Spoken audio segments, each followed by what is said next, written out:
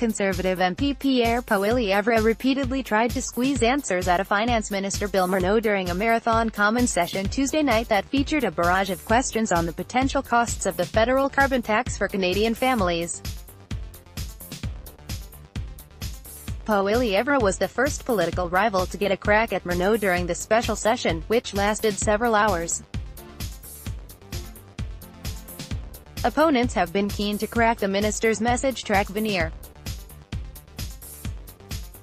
On Tuesday, their attempts included trying to expose what the government's carbon pricing plan will cost an average Canadian household.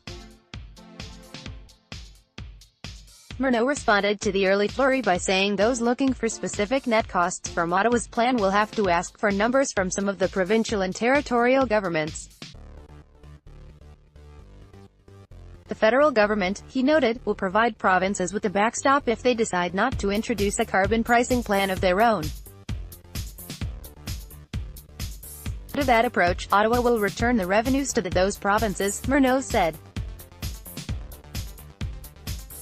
From there, he said the provincial governments will be free to decide whether to reduce taxes for their citizens and by how much. So, there is a real cost but only a potential refund to the individual taxpayer, Poilievre said in response to Morneau's answer, before repeating his question.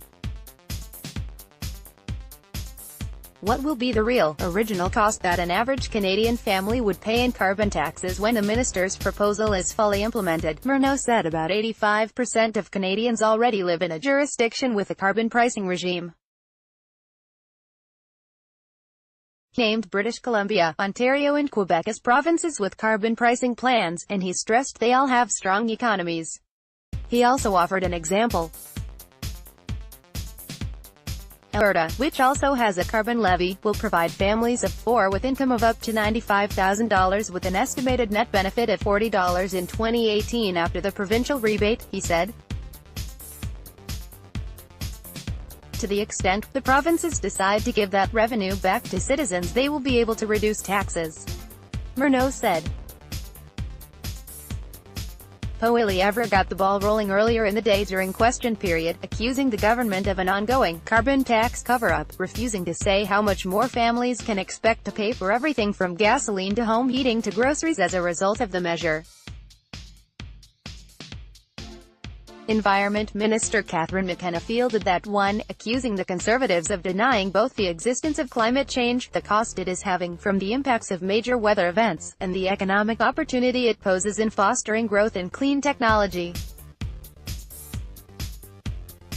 Canadians know that polluting is not free, it is having an impact right now, McKenna said. Canadians are paying billions of dollars in insurance costs, but there is also a huge economic opportunity.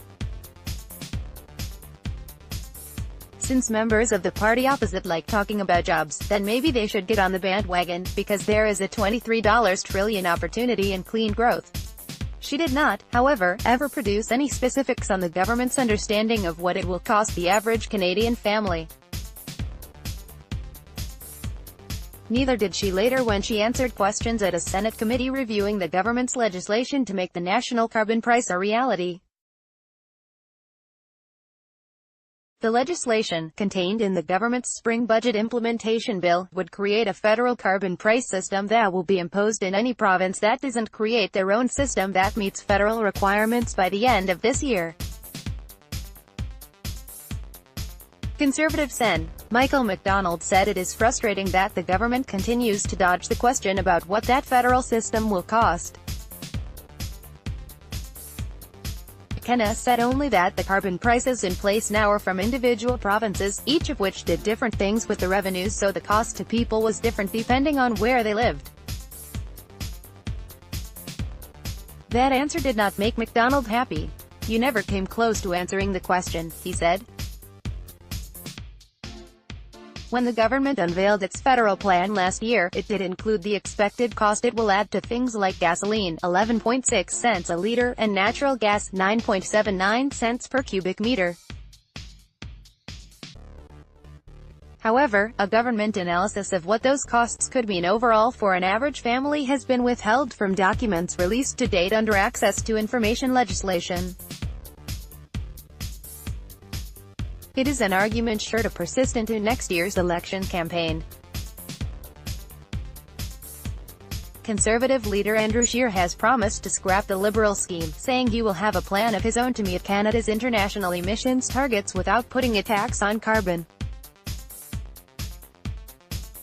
Canada's 2030 target is to cut emissions by 30% below 2005 levels. Carbon pricing is the most cost-effective, efficient way to get there, says McKenna. Any other plan would require regulations and policies that would likely cost industry and families far more than a carbon price. Earlier this month, Environment and Climate Change Canada estimated that a $50 per ton carbon price would reduce emissions by 80 million to 90 million tonnes per year, at an annual cost to the economy of about $2 billion, not counting would-be growth in the clean technology industry, which some predict will grow by trillions over the next decade.